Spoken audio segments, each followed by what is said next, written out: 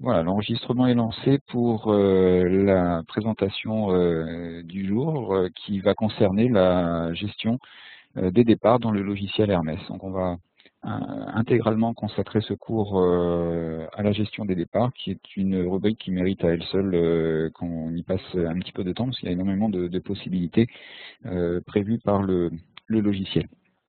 Alors la gestion des départs évidemment se trouve dans le module compétition. Je vais partager mon bureau. Voilà. Bien. Donc j'ai lancé le module compétition. Normalement, vous devriez tous voir à présent mon écran. L'écran est partagé. Donc comme a priori vous êtes tous déjà utilisateurs d'Hermès, je vais passer sur la partie identification. De même que vous verrez, ça ira assez vite sur tout ce qui ne concerne pas directement les départs, hein, la préparation d'une compétition ou les inscriptions de joueurs. Si vous souhaitez avoir un peu plus d'informations, je vous renverrai vers l'enregistrement du webinaire qui était consacré notamment à l'inscription des joueurs, où on a vu cette partie de manière détaillée. Donc aujourd'hui, il s'agit de parler des départs. Donc je vais commencer par créer une compétition. Volontairement, je ne pars pas sur des compétitions existantes quand même pour bien situer la phase de gestion des départs dans l'ordre des étapes à respecter dans la gestion d'une compétition, à commencer par la création d'une épreuve que je vais nommer, on va l'appeler donc la coupe du webinaire. Je suis un peu en panne d'inspiration aujourd'hui sur les noms de compétition.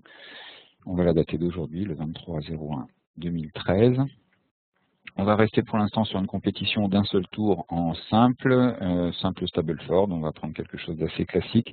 Alors, je vais faire une petite chose que, a priori, nous ne faisons pas habituellement, c'est dire que la compétition ne compte pas pour la gestion des index, simplement pour éviter, lorsque je vais inscrire des joueurs et saisir des scores, d'avoir des joueurs interdits de participation parce qu'ils n'ont pas encore leur licence ou leur certificat médical enregistré.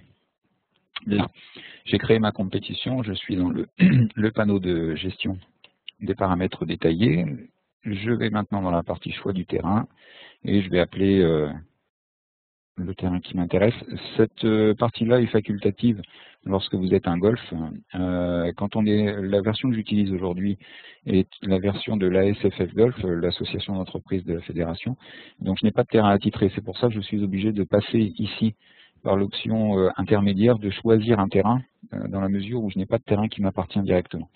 Et quand vous êtes un golf, par défaut, vous avez votre terrain majeur qui est sélectionné lorsque vous créez votre compétition. Je vais faire un tour dans mes séries par index.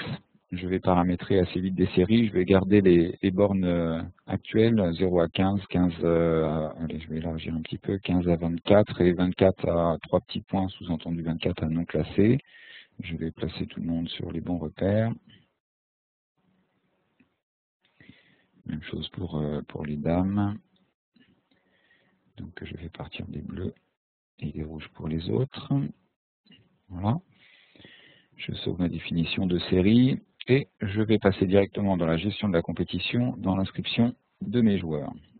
Je vais sur la droite dans inscription des joueurs, ici.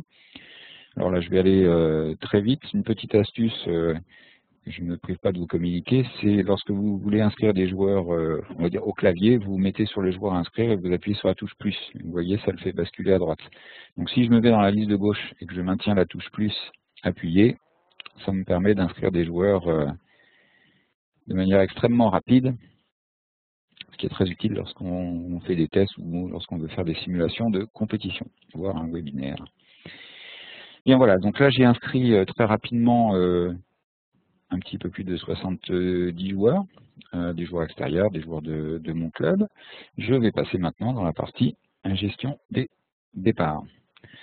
Donc, avant d'avoir commencé à travailler, il est normal que la liste des départs soit présentée vide dans cet écran. Pour pouvoir travailler sur les départs, je vais cliquer ici sur le petit crayon ou faire le raccourci clavier CTRL-E pour rentrer ici sur l'écran de gestion des départs.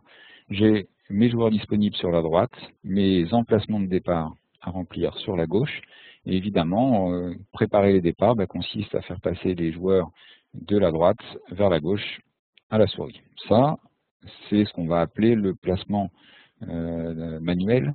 Donc la façon d'organiser les départs la plus, on va dire la plus basique qui soit. Prendre les joueurs sur la droite et puis les basculer sur la gauche. Voilà, ça ce sont les départs manuels. Au-delà de ces départs manuels, vous avez la possibilité de placer les joueurs également de manière automatique. Vous voyez que sur la droite, vous pouvez trier vos joueurs en fonction des colonnes qui sont présentées. Voilà. Donc si par exemple je veux les trier par ordre croissant d'index, je vais cliquer ici sur index de jeu. Et puis je vais utiliser la double flèche qui est présentée au milieu pour demander à ce que tous les joueurs soient basculés dans mes feuilles de départ. Le gros avantage d'Hermès lorsqu'on procède comme ça, c'est-à-dire d'avoir déjà placé des joueurs à la main, puis ensuite de compléter par un tirage automatique, c'est que les joueurs placés à la main ne sont pas déplacés. Donc, dans l'organisation de vos départs, vous avez traditionnellement des joueurs qui ont exprimé des souhaits particuliers, donc de partir très tôt, très tard, de ne pas jouer avec un tel ou d'avoir un départ spécifique. Chaque club a sa façon de traiter diplomatiquement ce genre de demande, mais on en revient tous finalement à placer quelques joueurs à la main pour ensuite éventuellement compléter avec les joueurs sympathiques, c'est-à-dire ceux qui n'ont pas exprimé de souhaits particuliers. Alors, je vais recommencer donc cette manipulation-là. Avec la double flèche qui va de la gauche vers la droite, je vide ma feuille de départ pour recommencer. Ça, c'est une petite astuce quand vous voulez recommencer de zéro. Je place quelques joueurs à la main. Voilà, Monsieur Saint-Jalme, par exemple, en première partie. Et puis, je vais, sur la base d'un tri croissant sur l'index de jeu ici, je vais placer le reste de mon champ dans les emplacements libres. Et vous voyez donc que Clément Saint-Jalme était bien le premier joueur du premier départ. Il n'a pas été déplacé, malgré son index supérieur au joueur de sa partie. Donc voilà pour ce qui est de, on va dire, du placement manuel et du tirage automatique. Ça, c'est suffisamment intuitif. On a assez peu de questions au service informatique sur ces manipulations-là. Donc on pense que c'est, on va dire, globalement acquis. Alors là où, par contre, nous avons quelques questions qui peuvent arriver, c'est sur on va dire, la manière d'agir avec des départs, notamment lorsque ceux-ci sont préparés ou en cours de préparation.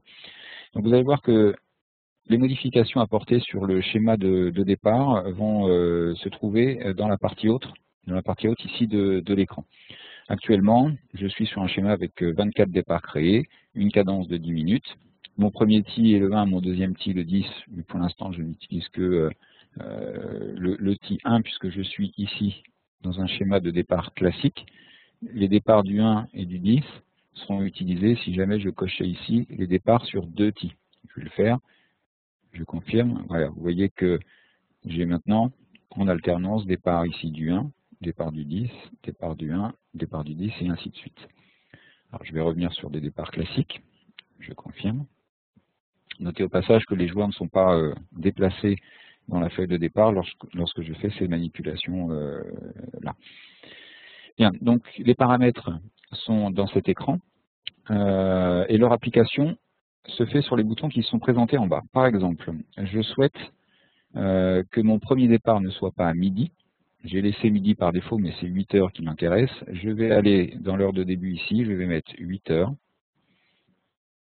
Et je vais demander à appliquer soit sur la partie sélectionnée. Voilà.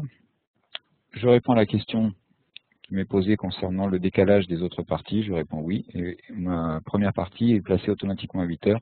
Et les autres sont décalés 8h10, 8h20, 8h30 et ainsi de suite. Je peux le faire en cours de départ, donc par exemple me positionner sur le départ de 9h et dire ici, ce n'est plus 9h, mais c'est 9h10, je souhaite laisser un départ tampon. Les heures suivantes doivent-elles être ajustées? Oui. Et vous voyez donc 8h50, je passe directement à 9h10. Je vais faire la manipulation inverse, je vais remettre 9h donc, sur mon départ, donc je remets 9h ici, j'ajuste les départs suivants, 9h, 9h10 et ainsi de suite. Et vous verrez ici, vous avez la possibilité de cocher la mise en place d'un départ tampon, toutes les X parties, en l'occurrence toutes les 5 parties, et vous pouvez paramétrer votre tampon là 10 minutes. Donc je vais dire par exemple ici toutes les 6 parties, Je veux un espacement de 15 minutes. Je coche le tampon. Donc normalement, alors voilà, j'ai oublié de cliquer en bas, donc vous cliquez sur toutes les parties pour que ce soit appliqué. Et je passe ici à partir de ma 6e partie, celle de 8h50, je passe à 9h15. Ensuite, je reviens à mon espacement habituel de 10 minutes. Et normalement, voilà, à partir de la partie 12, j'ai de nouveau mon espacement classique plus le tampon de 15 minutes que j'ai ajouté. Donc je passe de 10h05 à 10h30 et ainsi de suite. Voilà, ça peut être très utile quand vous avez un rythme de départ assez serré et que vous souhaitez prévoir une marge de sécurité toutes les X parties. C'est assez peu utilisé. Mais j'ai vu des clubs donc, qui géraient ce paramètre à la main alors que la fonction est directement prévue ici, ce qui me pousse à vous le montrer. Alors, ce qu'on peut changer également dans une feuille de départ établie, c'est la cadence de jeu. On peut imaginer de commencer avec 10 minutes d'espacement et puis à partir d'un certain nombre de parties, on va prendre par exemple à partir de 8h50, dire l'espacement n'est plus de 10 minutes, mais de 9.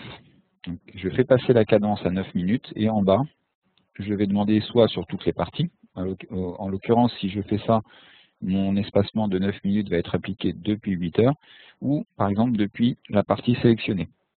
Voilà. Et donc uniquement depuis la partie sélectionnée, et pas avant, je passe à un espacement de 9 minutes. 8h50, 8h59, 9h08 et ainsi de suite. Bien. Donc vous comprendrez, les paramètres sont présentés en haut de l'écran et leur application se fait en cliquant sur un des 3 boutons, c'est-à-dire j'applique soit sur uniquement la partie sélectionnée, soit depuis la partie sélectionnée, soit directement sur toutes les parties. Voilà, c'est ainsi qu'on peut manipuler le schéma des départs. Alors je vais compléter mon explication, je vais repasser mes joueurs sur la partie droite, en vous parlant maintenant un petit peu des filtres. Alors les filtres sont très utiles pour vous permettre de construire vos départs en fonction de certaines caractéristiques concernant les joueurs. Vous pouvez d'abord dire par exemple je souhaite faire partir les dames en premier. Donc si dans les filtres je sélectionne les dames, je n'ai que les dames sur la partie droite.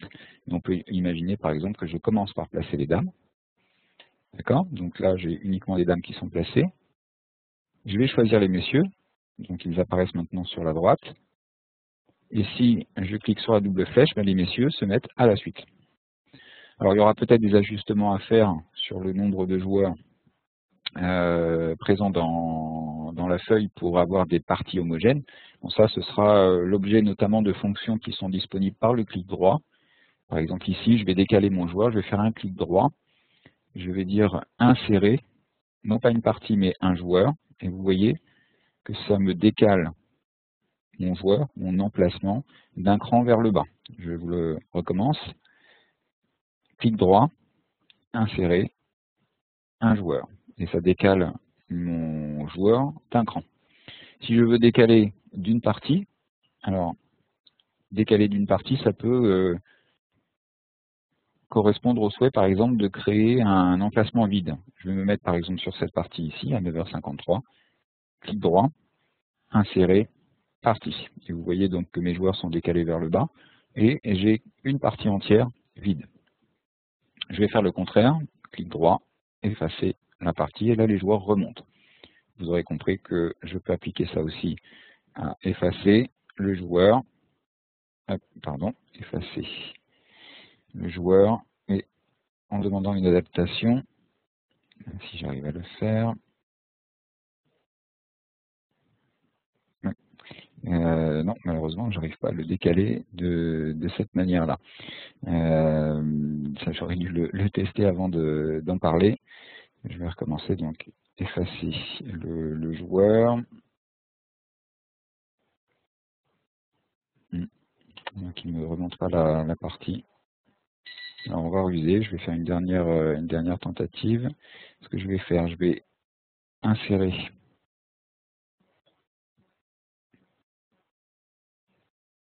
les emplacements jusqu'à avoir une partie vide, et à ce moment-là, je vais effacer directement la partie, ce qui me remonte mes joueurs directement d'un cran. Donc là, ça me permet de voir qu'il y a une petite chose à fiabiliser pour la prochaine version qui ne nous avait pas encore été signalée.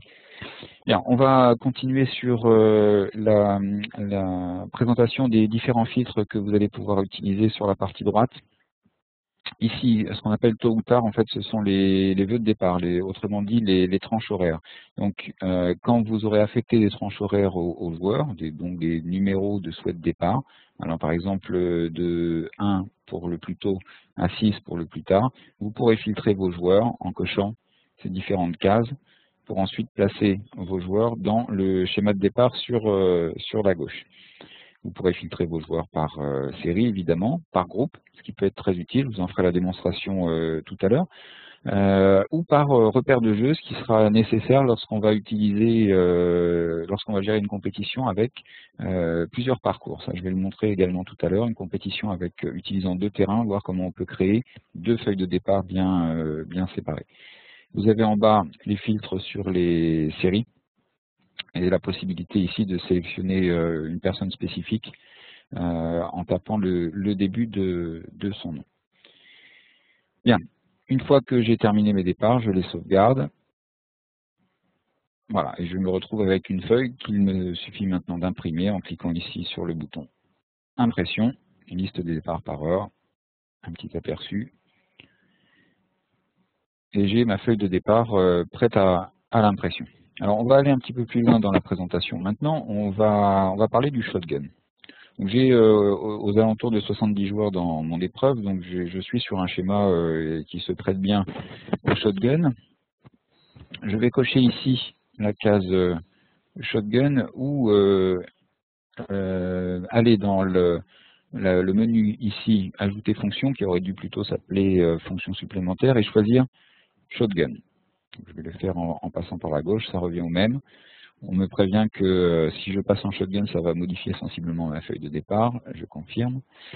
Et je tombe dans l'assistant, où il me demandait de préciser le schéma d'organisation du shotgun souhaité.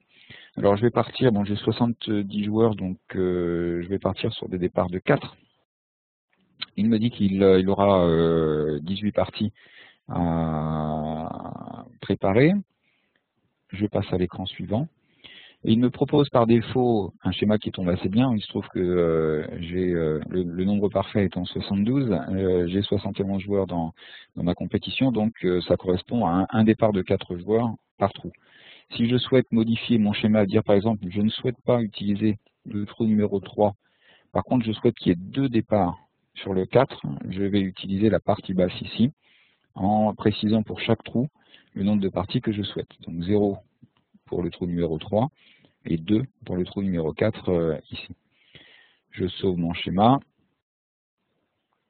je vais préciser ma cadence, alors je vais revenir sur une cadence de 10 minutes, et je valide. Je confirme que je souhaite que les joueurs soient sortis du modèle de départ précédent, et je me retrouve ici avec mon shotgun, ici, qui correspond au schéma souhaité. Départ du 1, du 2, alors je passe au 4. Alors vous vous souvenez que j'avais paramétré 2 départs sur le trou numéro 4, alors là je passe directement au 5. Ça c'est directement dû au tri que vous choisissez sur la colonne. Si je trie ici sur le premier tee, vous voyez j'ai mes 2 départs du 4 qui apparaissent. Donc il arrive parfois que vous nous signaliez la disparition d'un trou doublé, mais c'est simplement le tri qui fait partir le trou doublé à la fin du dernier trou, en l'occurrence là le 18 dans mon schéma. Donc, voilà pour la préparation d'un shotgun. Donc ça c'est bien beau, mais ce qui se passe assez souvent lorsqu'on prépare un shotgun, c'est plutôt la chose suivante. Alors je vais revenir dans ma compétition, dans les inscrits. Je vais volontairement supprimer une partie des joueurs. Donc j'en sélectionne une partie et je confirme leur suppression. Bien. Voilà, donc je me retrouve, je n'ai plus que 50 joueurs dans ma partie. Je vais aller dans la partie départ. Alors, je vais vider, je vais cliquer sur liste vide pour vider mes départs. Hop. Pardon. Donc, liste vide. Pardon. Je mets mes joueurs sur la droite. Bien. Donc là, je repars d'une forme de, enfin, comme si je n'avais encore jamais travaillé sur les départs. Je vais cliquer sur le petit crayon. Je vais demander un shotgun. Et vous allez voir assez rapidement ce qui va se passer. Je veux un schéma avec 4 joueurs par partie. Et le logiciel ne me propose que 13 trous. Et donc je peux assez facilement dans les manipulations finir par me retrouver sur un schéma incomplet parce que j'ai commencé à vouloir travailler sur les départs avant d'avoir terminé complètement mes inscriptions. J'ai encore une vingtaine de joueurs à attendre. J'ai voulu anticiper et mal m'en a pris parce que le logiciel ne m'a créé que 13 trous. Alors, n'oubliez pas que vous pouvez ajouter des parties en cliquant ici sur le nombre de parties, donc passer par exemple à 14 parties. Simplement, à chaque fois, il va vous créer une partie avec le numéro de trou qui correspond à l'endroit où était la surbrillance. Alors pour modifier cette information-là, vous allez ici sur Premier T, par exemple ici on va donner 14, et vous dites appliquer sur la partie sélectionnée. Et vous voyez donc on est là, trou numéro 14, je vais changer l'heure, je vais le faire passer à 8 heures, appliquer sur la partie. Et donc, je me retrouve avec un trou supplémentaire à 14 et une heure qui correspond à l'heure de début de mon shotgun.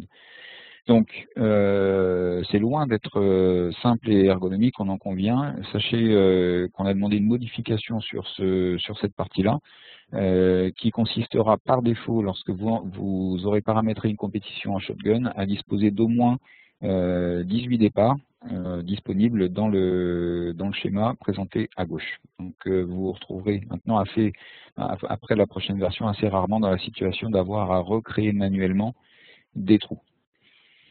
Bien, donc voilà pour le shotgun. Si vous avez des questions supplémentaires concernant le shotgun, on pourra les traiter dans la partie questions-réponses.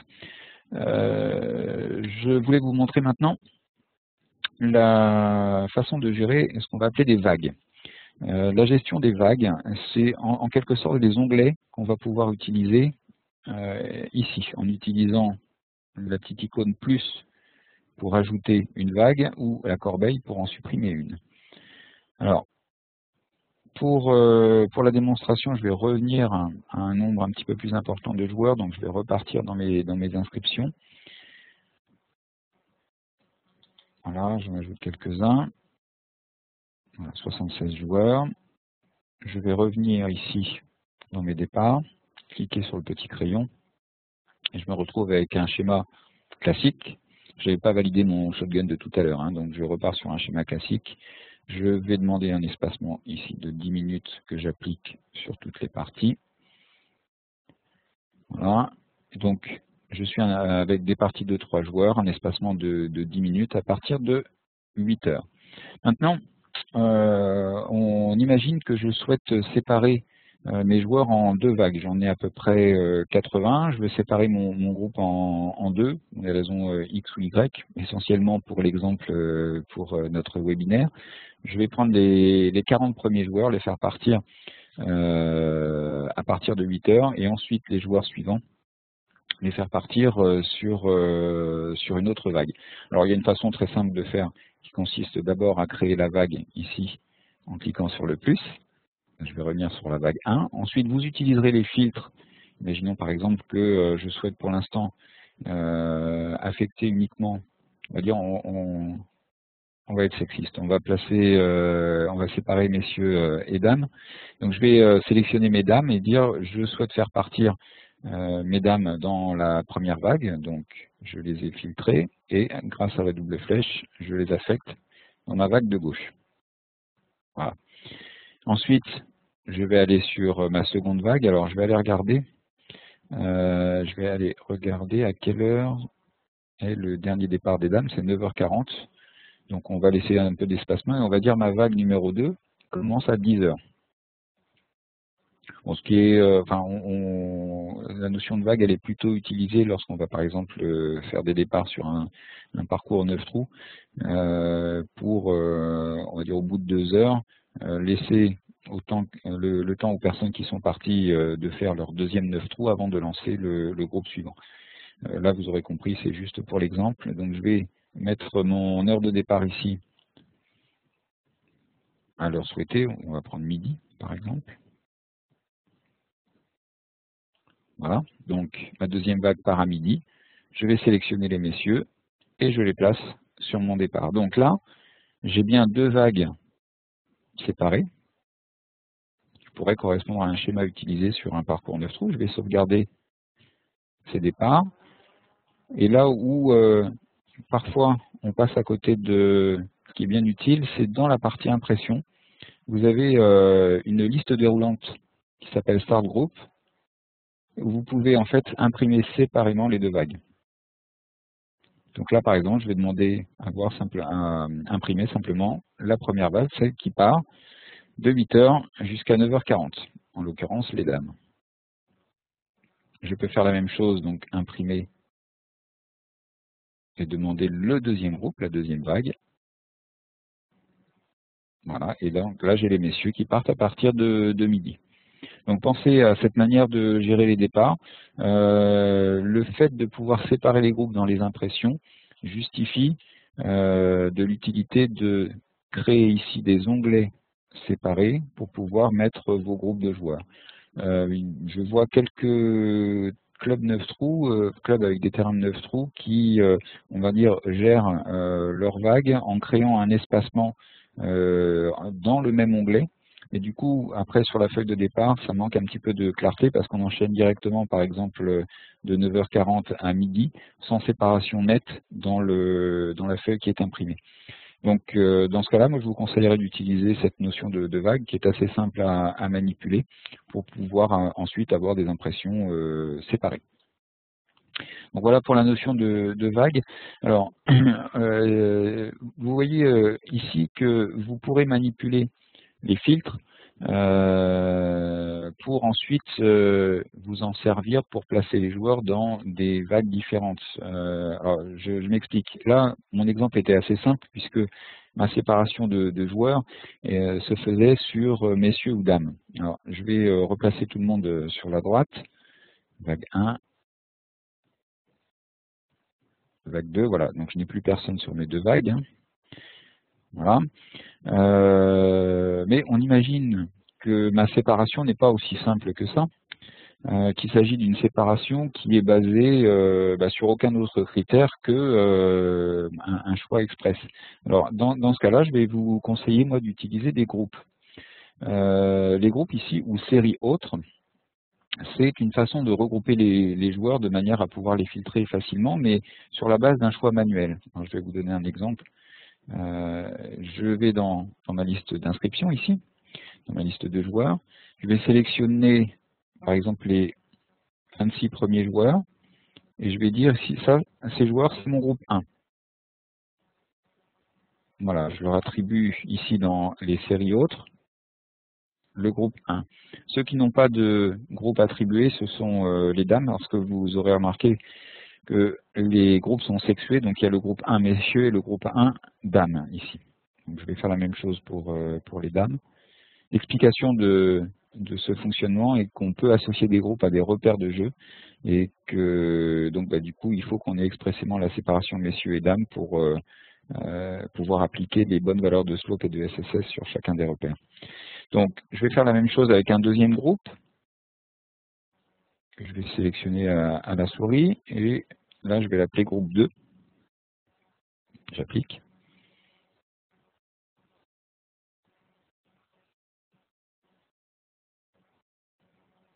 Je vais faire la même chose pour le groupe de dames. J'ai ma souris qui m'échappe un peu. Voilà. Groupe de dames, j'affecte. Bien. Et je vais me retrouver avec deux groupes et quelques joueurs qui ne sont pas placés en groupe. Vous allez voir comment les choses se comportent. Je retourne dans mes départs. Je clique sur le petit crayon ici. Et au lieu là de filtrer mes joueurs par messieurs et dames, je vais tout simplement utiliser les groupes. Je vais prendre par exemple mon premier groupe. J'ai les joueurs que j'ai manuellement sélectionnés tout à l'heure. Et je positionne mes joueurs sur ma première vague. Ensuite, je vais dans la seconde vague. Je vais sélectionner le groupe 2. et je positionne mes joueurs sur la seconde vague. Si je retire mes filtres, normalement, ne vont rester que les joueurs pour lesquels je n'avais pas expressément affecté de groupe. Je pourrais compléter en plaçant les joueurs manuellement. Ce que je souhaite vous montrer là, c'est la possibilité donc d'utiliser les séries hautes, les groupes, pour pouvoir après faire du placement automatique sur des vagues séparées. Si je pousse ce concept un petit peu plus loin, vous comprendrez qu'il est aussi possible de créer des vagues différentes par parcours. Imaginons une compétition dont la première série se joue sur le terrain Albatros et la seconde série sur le terrain Aigle. Dans ma sélection, je pourrais la faire soit ici en utilisant les séries par index, ou ici les repères de jeu, avec néanmoins quelque chose qui sera encore à parfaire pour la prochaine version, c'est prévu, qu'apparaisse avant le nom du repère, le nom du terrain. Donc vous aurez ici par exemple Albatros noir, Albatros blanc et ainsi de suite. Et vous pourrez donc filtrer vos joueurs par terrain et repère de jeu et ensuite les affecter dans les vagues qui vont bien. Le tout étant après, lorsque vous ferez vos impressions ici, de bien séparer l'impression du premier groupe, voilà, de l'impression du second groupe. Voilà, je prends le groupe 2 ici. Bien. Je vous rappelle que une des questions qui vient les plus fréquemment lorsqu'on manipule ces notions de vagues, c'est ici dans l'impression. La plupart du temps, on ne voit pas cette liste déroulante et on demande l'impression de tous les groupes. Et du coup, regardez ce que ça donne. Ça donne non pas une impression séparée, mais ça donne réellement tous les groupes collés les uns à la suite des autres. Vous voyez, départ de 9h20 et après on enchaîne directement sur le départ de midi. Autant dire qu'on perd un peu l'avantage d'avoir organisé les choses par vague. Bien, donc voilà pour les manipulations sur les terrains par les manipulations en faisant des séparations par vague. Avant de terminer, une dernière chose, une petite précision concernant les compétitions de plusieurs tours. Donc c'est une option qui n'est pas souvent vue. Alors je crois avoir organisé un Grand Prix. Oui, voilà, j'ai un Grand Prix ici organisé de 2 tours où j'ai inscrit des joueurs et j'ai normalement, je crois, saisi des scores sur le premier tour. Vous voyez, mes joueurs sont sur un fond vert. Je vais dans les départs du premier tour, rien de particulier. Par contre, ici, je vais changer de tour, je vais me retrouver dans les départs du second tour, qui ne sont pas encore préparés. Je vais cliquer sur le petit crayon. Quand on est sur une compétition de plusieurs tours, on a une fonction supplémentaire ici, une colonne supplémentaire qui apparaît, qui est le score. Et en faisant un tri sur le score, qui peut être un tri croissant ou décroissant, on peut présenter les joueurs et les faire partir par ordre croissant ou décroissant par rapport au score qu'ils ont réalisé sur le tour précédent. En réalité, c'est même sur le cumul des scores des tours précédents. Si on est par exemple sur le tour 4 d'une compétition, ben, on pourra trier les joueurs sur le cumul des scores du tour 1 à 3. Vous pourrez combiner ça, bien sûr, avec la possibilité de ne retenir que les messieurs, que les dames ou certaines séries. Donc, pour l'organisation de grandes compétitions, on a suffisamment de filtres qui nous permettent de présenter, de manipuler les joueurs dans l'ordre que l'on souhaite. Un autre souhait qui est parfois exprimé, c'est la possibilité d'inscrire les joueurs par ordre d'inscription, enfin de placer dans les départs les joueurs par ordre d'inscription. Je vais revenir dans cet écran-là. Vous avez ici une colonne qui s'appelle num. Tout simplement, le numéro du joueur est un numéro d'ordre. Donc, quand vous inscrivez un joueur, vous pourrez faire le test. Le premier que vous inscrivez porte le numéro 1 et ainsi de suite. Et quand on supprime un joueur, ça ne renumérote pas automatiquement les autres. Et c'est volontaire. Ça nous permet d'avoir un numéro d'ordre qui est utilisable dans les départs. C'est le numéro aussi que vous retrouverez sur les cartes de score quand vous les imprimez, si les numéros de cartes vous sont utiles.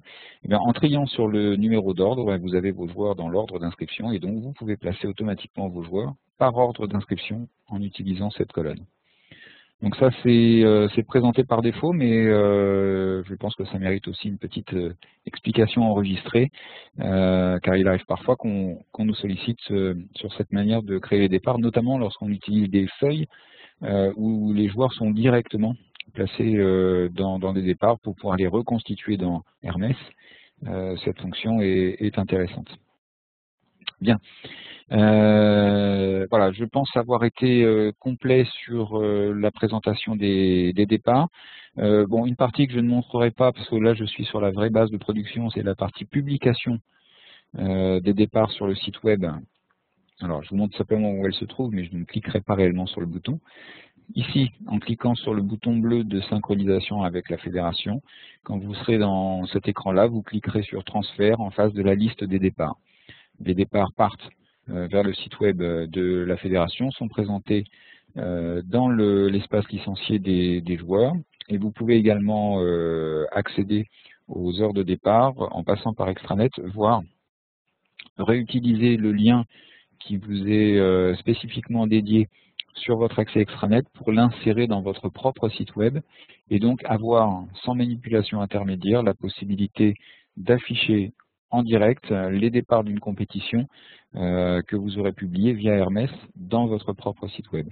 J'ai enregistré un webinaire spécifiquement dédié à la publication des départs et des résultats où j'explique avec une démonstration à l'appui sur Hermès et sur Extranet les modalités pour insérer les départs et les résultats sur le site web des clubs. Donc, je vous inviterai à consulter cet enregistrement.